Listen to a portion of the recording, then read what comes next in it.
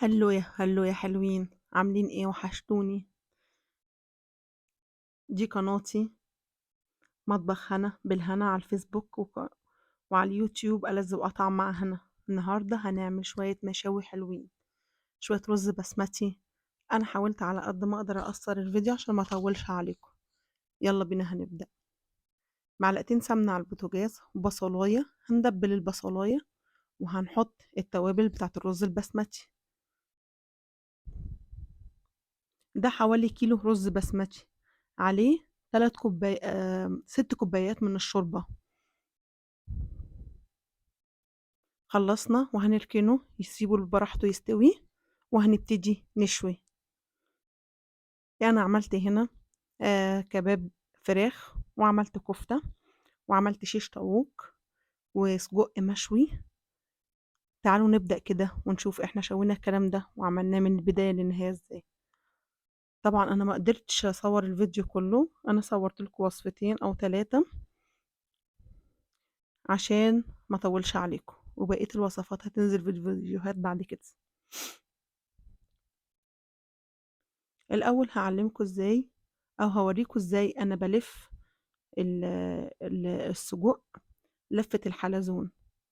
زي ما انتوا شايفين كده، ببتدي الف واحدة واحدة واحدة واحدة، وبعدين بجيب عصاية من عصايات الشيش طاووق، وابتدي ايه، وابتدي اغزلهم كلهم في بعض، ما سيبش ولا واحدة. لازم كله يتغزل في بعض عشان لما اجي اقلبه على الشواية مفيش حاجة تقع مني شمال او يمين، او في حاجة ايه تبقى ثابتة، احرك فيه براحتي، ما يبقاش في حاجة واقعة مني زي ما انتوا شايفين. عايزين تغزلوه بواحدة تاني شيش طاووق، تمام، عصاية تاني، تمام. هنعمل بقى وصفة الشيش طاووق. أهم حاجة في الشيش طاووق علبة الزبادي. علبة زبادي، معلقة فلفل أسمر، معلقة ملح. أنا معايا حوالي نص كيلو شيش طاووق، على حسب ما بتحبيه من الكتف أو من الصدر فوق، تمام، بتحبيه من الورك من تحت، تمام، على حسب ما انتي بتحبي الشيش طاووق من أنهي حتة. معلقة خل، هريسة حمرا، معلقة كزبرة، معلقة توابل فراخ. وهبتدي أقلب الكلام ده كله مع بعض وأنزل عليه الشيش طاووق، أقلب وأسيبه في التلاجة مش أقل من ساعتين عشان يشرب من التتبيلة ويطرى. أي خضار بقى عندك بصل ماشي، عندك طماطم شيري ماشي، طماطم عادية ماشي زي ما أنا عملت، عندك فلفل ألوان ماشي، عندك فلفل حار ماشي، أو فلفل بارد اللي هو الرومي ماشي.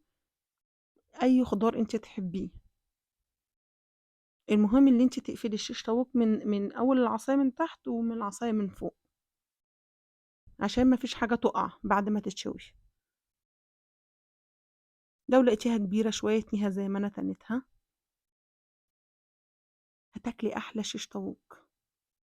بيبقى طري جدا وجوس، ما بيبقاش ناشف، لا بيبقى شارب من التتبيلة كويس، لأن انتي بتقعديه في التتبيلة مش أقل من ساعتين. تحطي 4 ساعات بيبقى أحلى، 6 ساعات أحلى، ليلة كاملة أحلى.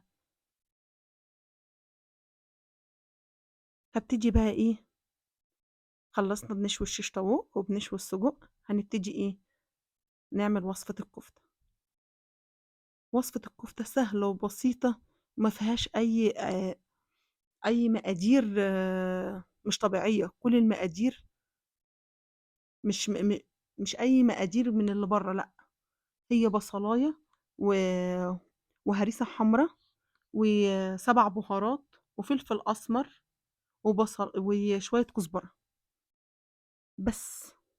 ولا هحط بقى دقيق، ولا هحط برغل، ولا هحط الكلام ده خالص، ولا بقسماط، ولا الكلام ده خالص. بس ايه التركة اللي انا بفرمها مرتين 3 مع بعض الكلام ده، مش بفرم كل حاجة لوحدها. ولازم ولازم تبقى عليها 25% على الأقل دهن، اللي هو ليا، او الدهن العادي اللي بيبقى اللي في اللحمه، بس لازم تقولي انا عايزه حوالي 25% دهن فيها. هبتدي كده ايه، اعجنها كويس، كاني بعجن حته عجينه في ايدي لغايه ما تتلم خالص في ايدي. لغاية ما أحسها كده بتتشد زي العجين بتتشد. تمام كده. برضك حطها مش أقل من ساعتين تتشمع. لازم تتحط ساعتين تتشمع.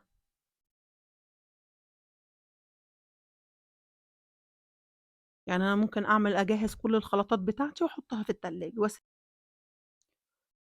بس وهناكل أحلى مشويات زي ما انتوا شايفين. أجهز كل الخلطات بتاعتي من بالليل وده يبقى أحسن بكتير، وأحطهم في التلاجة وأقفل عليهم بورق استرتش، وتاني يوم أشتغل فيهم شوي وأعمل الرز. هتبقى الدنيا خفيفة. ده لو عندنا عزومة بقى، لو عندنا مناسبة حلوة، لو نفسي أعمل شوية مشويات أنا والأولاد، نفسي أفرح الأولاد، هتبقى الدنيا حلوة جدا.